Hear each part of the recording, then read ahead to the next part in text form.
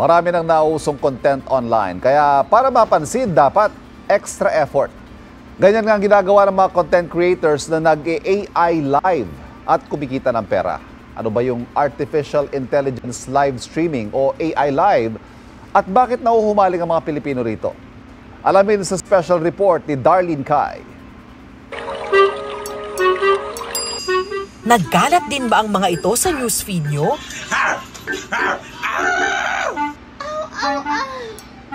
Nakasuot ng butas na face mask, costume, sarap ng yakap mo, at may kung ano-anong props. May ganitong muestra, thank you so much, at may ganitong mga sinasabi. I love you. Ano bang nangyayari? Anong ginagawa nila? Thanks for the rose. Smells so good. Yan ang tinatawag na AI Live o Artificial Intelligence Live.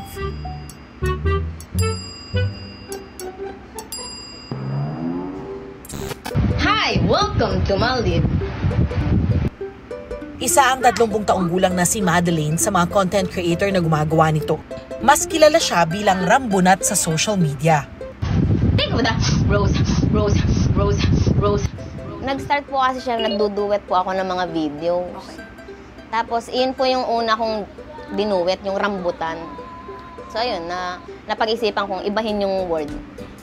Ay, tingnan nyo, binubuksan yung rambunat.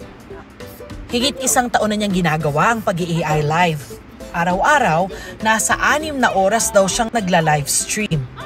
Ito ang pinakauna niyang AI live.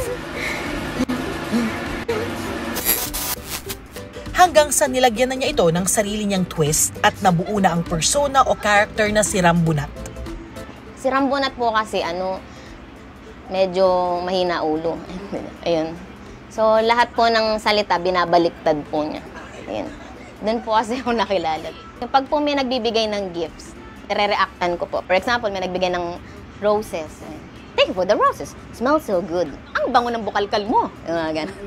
So yun, natutuwa po sila sa mga ganun. Hanggang sa ayun, may mga sumusuporta na po sa akin. Sa ilang social media platforms, pwedeng bumili ng coins ang mga user. Pwede nila itong iregalo o i-gift sa sino mang content creator na mapusuan nila. Kada gift, gaya halimbawa ng rose, kape, heart o aso, may katumbas na halaga. Diyan ngayon kikita ang content creator. Dahil dumami na ang supporters ni Rambunat, kumikita na raw siya ng 5 hanggang mahigit 9,000 piso kada araw. Malaking tulong daw ito sa kanilang pamilya, lalo't siya ang breadwinner dahil may sakit na psoriasis ang kanyang asawa. Kasi po lagi nilang sinasabi na ano ba na may asawa mo, ayaw magtrabaho. Pero di po nila alam na may sakit. Hindi po na yun. Nag-grow kasi ang mga live streaming platforms nung pandemic, either to educate, to entertain, or to interact with their audience. At yung mga viewers din at that time, dahil hindi nga magkita-kita, maraming tuloy mga viewers ang nag-flock din doon sa mga platforms na yon para to get in touch with one another. Pero bakit nga ba tinawag na AI Live itong klase ng live streaming na ito? Dahil nga, yung pagkilos na yun parang yung sa laro sa video games na yung playable na character parang humihinga, gumagalaw pero at naka-pause siya at kapag may pinindot yung audience, basically nagbigay ng gift, saka lang sila kikilos. So, yun yung naging association na okay, para tuloy siyang AI. May komunidad na raw talaga ang live streamers, partikular ang mga gumagawa ng AI live. I think yun yung interesting. Sino magbibigay sa'yo niya? Para kang si Rajan.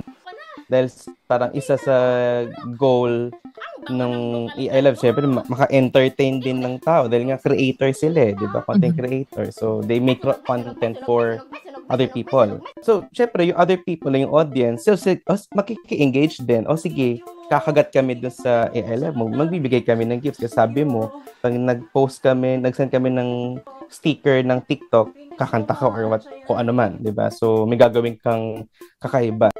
Pero para sa mga nag-iisip na pumasok sa ganitong larangan, hindi rin daw ito basta-basta. Hindi raw automatic ang pagkita sa ganitong larangan. Para kumita ka rin, kailangan gawin mo rin siya consistently. At kung magagawa mo rin siya consistently, ang tanong doon, can you entertain the people with the same way over and over again? I guess, na doon papasok yung, sabihin natin, creativity. Pwede natin gamitin na term is parang mas kailangan nilang mas maging exaggerated, mas kailangan, mas patok sa magiging audience. Trakpe, nom-nom, trakpe, nom. Thank you for my coffee, so hot. Thank you po for the rose. Ito ang unang balita. Darlene Kai para sa GMA Integrated News.